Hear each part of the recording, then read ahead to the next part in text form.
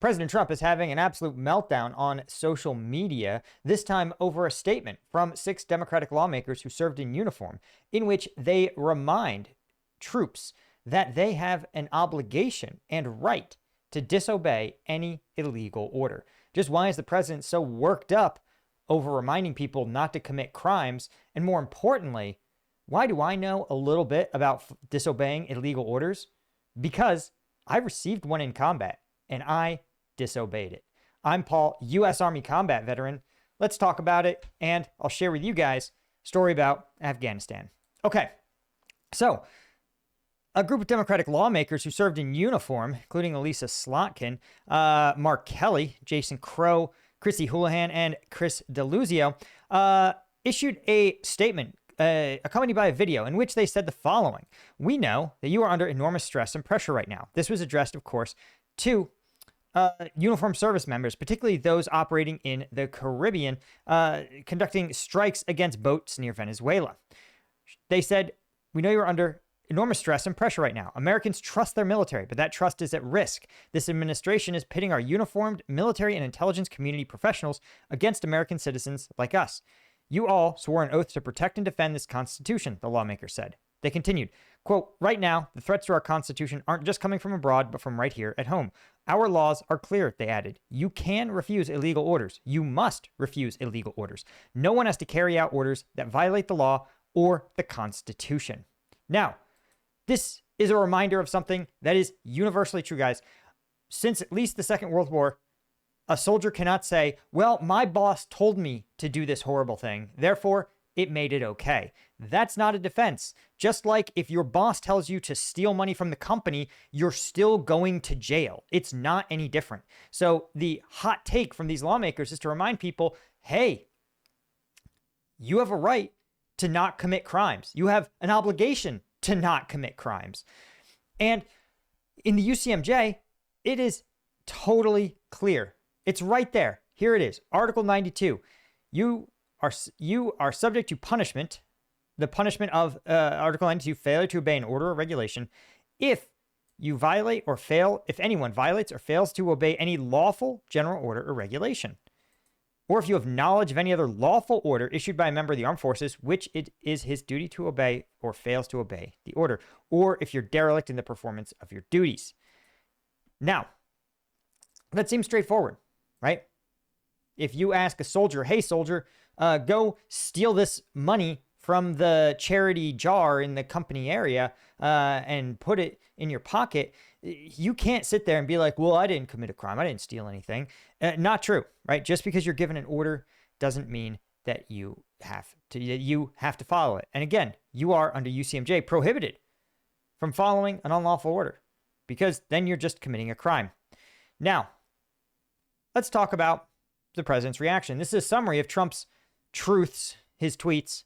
And as you can see, he's retweeted some users that include, "If they don't follow orders, they should be fired," a reference to soldiers. Again, someone else says they can be brought to justice under UCMJ, maybe get busted down or dishonorably discharged and lose their career and benefits. Step right into that stuff. That's the ticket. Again, as we discussed, I just quoted you UCMJ that says the exact same thing. The order's got to be lawful. Someone else says anything these traitors just disagree with is what they consider an illegal order. They are a disgrace to their uniforms.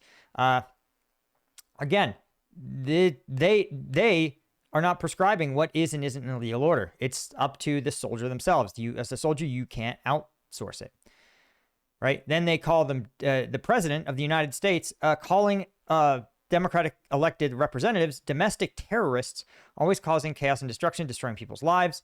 Very cool, very original. If you are a Democrat, remember this is the U.S. president endorsing that you're a domestic terrorist. Just file that away. And then it says they should be charged with sedition and also save those tapes and run them when the next Dem commie is in office. Now, let's see. UCMJ sedition is under Article 94, right? This is engaging in a revolt, violence, or other disturbance against lawful civil authority. Not sedition. Intent, you must be done with the intent to cause the overthrow or destruction of that civil authority.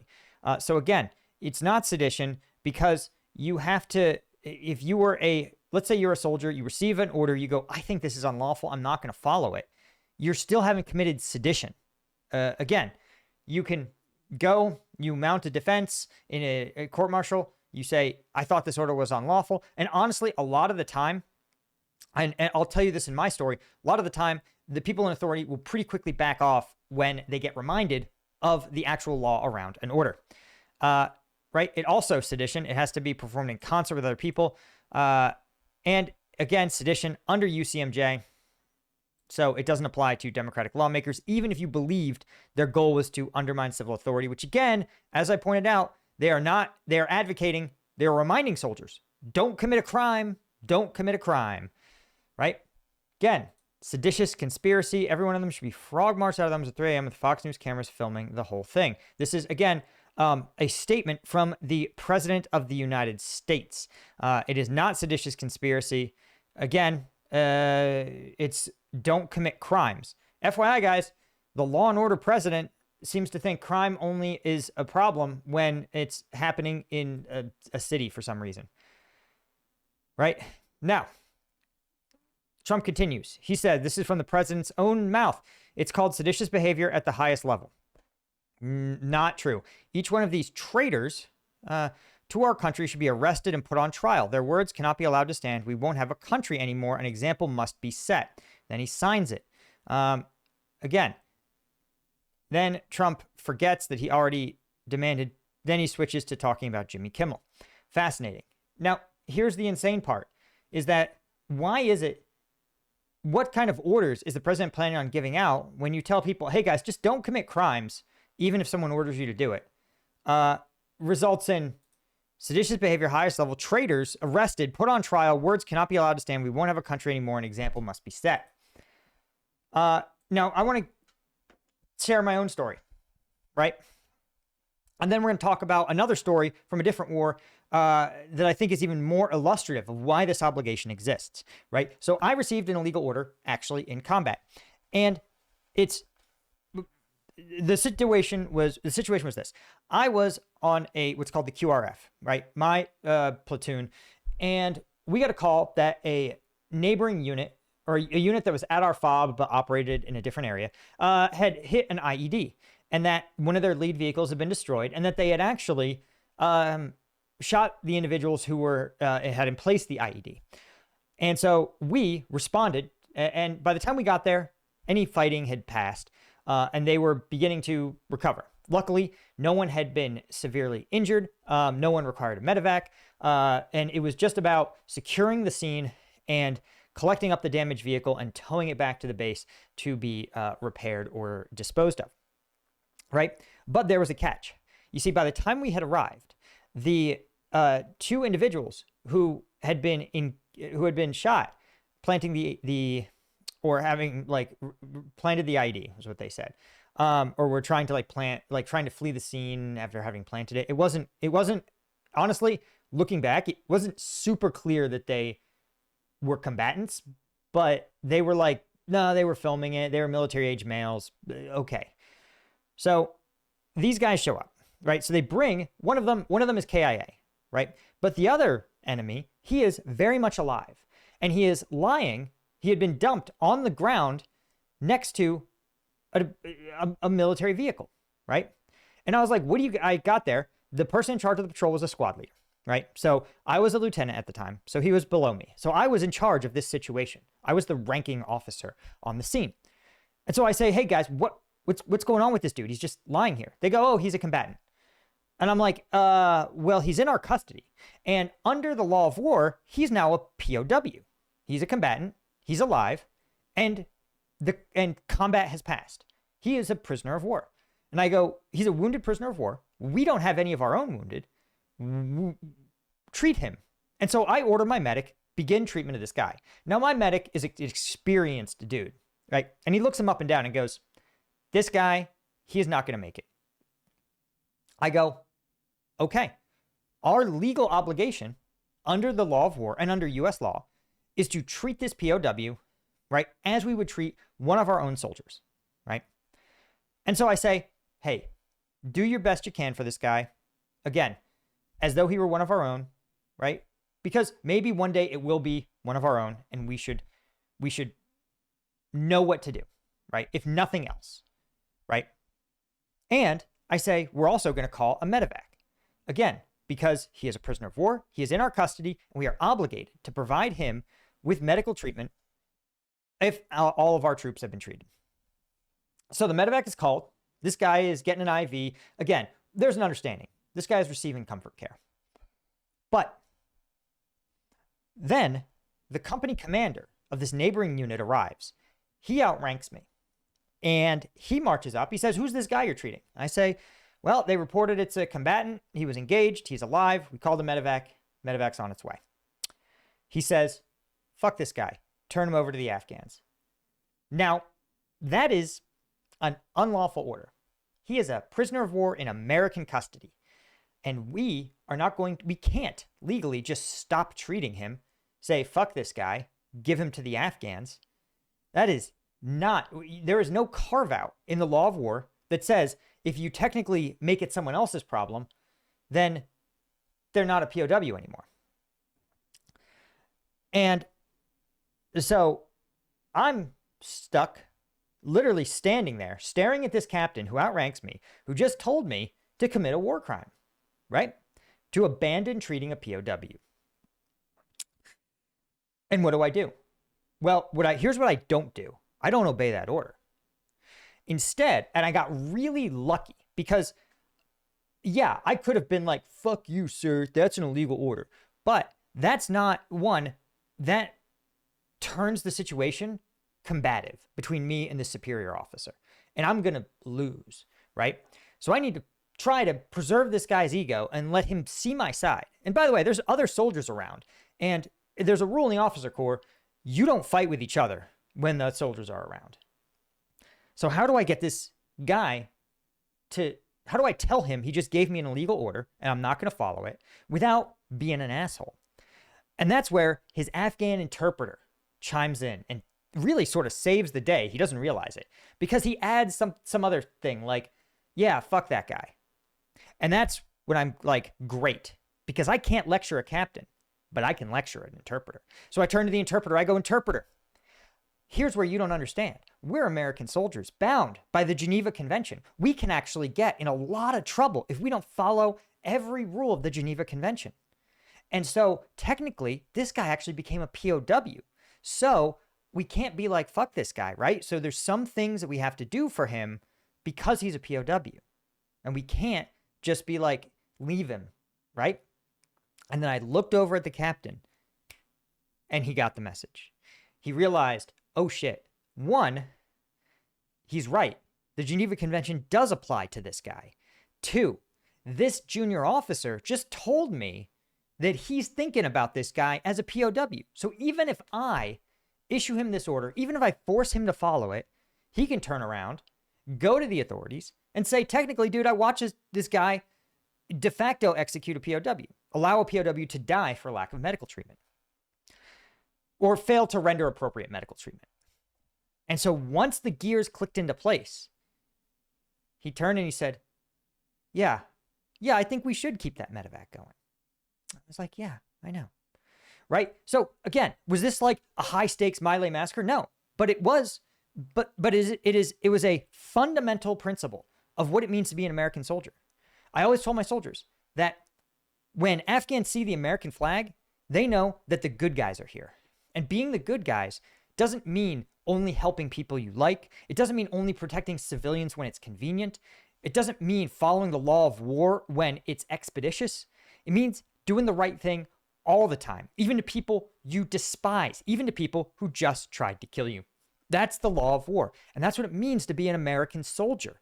That's what distinguishes us from the Russians, who are just like, who will execute a Ukrainian, who will launch drone strikes against a hospital and not lose a night of sleep, right?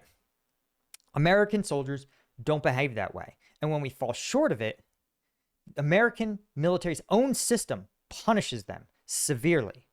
It's one of the areas where Trump's inability to see that is one of his most glaring flaws. And trust me, I think he's got a lot of glaring flaws, like the pedophilia.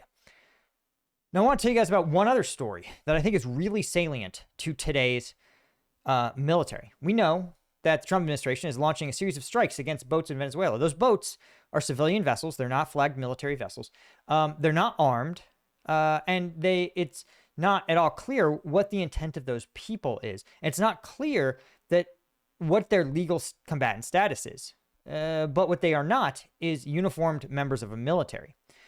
And this is why I wanted to talk about the My Lai massacre, because the My Lai massacre actually has a lot of disturbing parallels with these strikes in Venezuela. This is why I'm saying this. And the My Lai massacre, for those of you that don't know, this was the most egregious war crime committed by U.S. troops in the Vietnam War, with nearly 500 civilians killed in broad daylight, and not by one or two rogue soldiers, but by dozens and dozens of U.S. Army troops. In fact,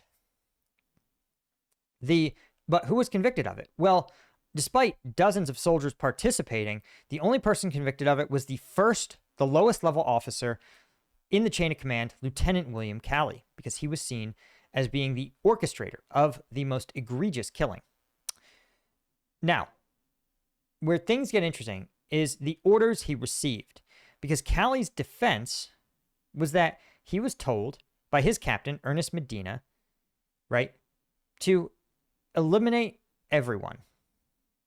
Said, so the task force, for example, the colonel of the 11th Brigade had urged his officers to, quote, go in there on this operation in My Lai, go in there aggressively, close with the enemy, and wipe them out for good. Then the battalion commander repeated those orders and ordered his subordinate companies to burn houses, kill livestock, destroy food supplies, destroy or poison wells. This, by the way, is a war crime. The U.S. Army just sort of ignored that. Then the company commander briefed his men that nearly all civilian residents in the hamlets would have left for the market by 7, and that anyone who remained was going to be VC or VC sympathizers. And he was asked whether that order included the killing of women and children. Those present at the briefing said different things. Some platoon leaders said the orders, as they understood them, were to kill all VC and North Vietnamese combatants and suspects, which could include women and children as well as animals, burn the village, and pollute the wells. He was quoted as saying, quote, they're all VC, now go and get them. When heard to reply to the question, who is my enemy? He said, quote, anybody that was running from us, hiding from us, or appeared to be the enemy. If a man was running, shoot him. Sometimes, even if a woman with a rifle was running, shoot her. Guys, these are examples of illegal orders, right? All of these things are illegal orders. And Calley's defense was that these orders were that he had to follow them. That was his defense.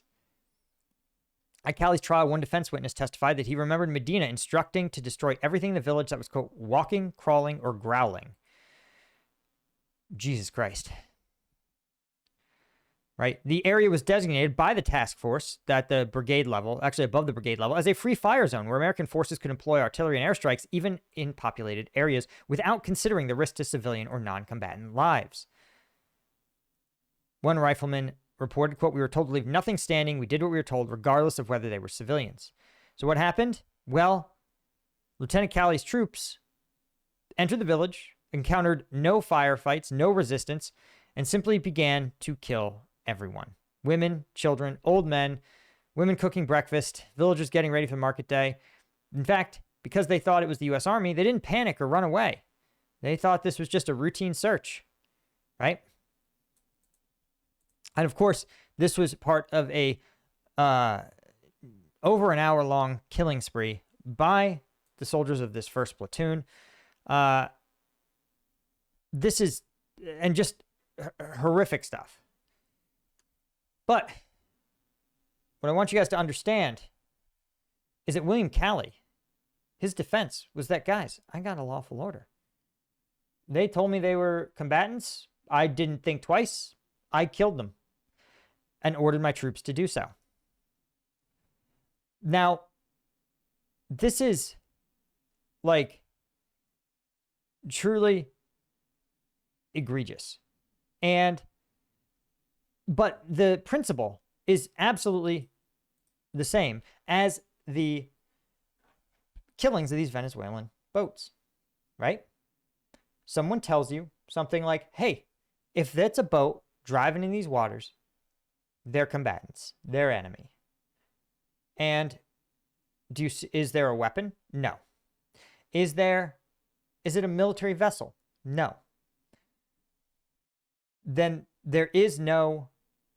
you could argue that it is essentially the same, that these are still civilian non-combatants, entitled to the same protection as those villagers in my lay.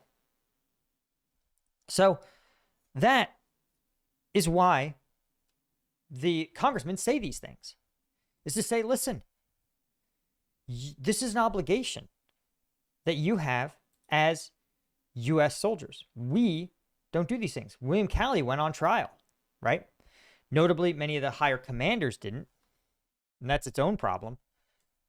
But the message is clear. And I learned about my lay as an officer, and the message I took about it was, one, don't count on your higher protecting you. Your higher command will ditch you and leave you to fend for yourself if you get in trouble. So when it comes to protecting yourself legally, morally, ethically, and protecting your soldiers, right? Those 19, 18-year-old privates, they trusted their lieutenant. They trusted their officers to keep them on the morally correct path, to distinguish right from wrong, to give them only orders that they could follow aggressively and still maintain the right side of the law. And so William Calley failed all of those soldiers under him, right? Because even if they weren't tried and convicted, they still are war criminals.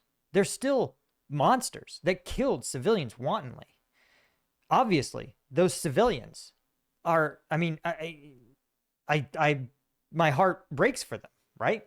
Children, kids, man, 1-year-old. I have a 1-year-old. So this is the kind of shit that, like, you gotta think it. You gotta operate in this space. It's not some theoretical. It's not some ideal. It's not like a just in case one day you might get an illegal order. Like, it happens. And again, if you're smart, if you're savvy, like I like to believe even dumb old Lieutenant Paul could be savvy sometimes. Sometimes you got to sit there. You don't have to make it a big fucking deal. You don't have to make it a big grandiose showdown. But you got to sit there and be like, yo, I'm not doing that shit. Do it your damn, you don't need to be like, do it your damn self. You got to be like, hey, I don't think these guys are combatants, man. You gotta make the case. I don't see combatants. Like, sir, I don't see combatants. I don't see the terrorism. I don't see the terrorists. It's tough out there, man. It's tough. Again, and nobody can do it for you. I don't know it. I don't have all the information. Maybe they have information that I don't, that says these guys are dead to rights terrorists. They're as bad as they say they are. Be nice if we could see it, we the American public. But until we can, we just got to trust our officers to do the right thing. Anyway, guys, thanks to Alfred Chesky, Alan Knutson, Christine Schumann, Dan M., Deborah Oppenheimer, all of our lieutenant tier members. We couldn't do it without you. Become a member, combatvetnews.com, and I'll see you in the next one. Cheers.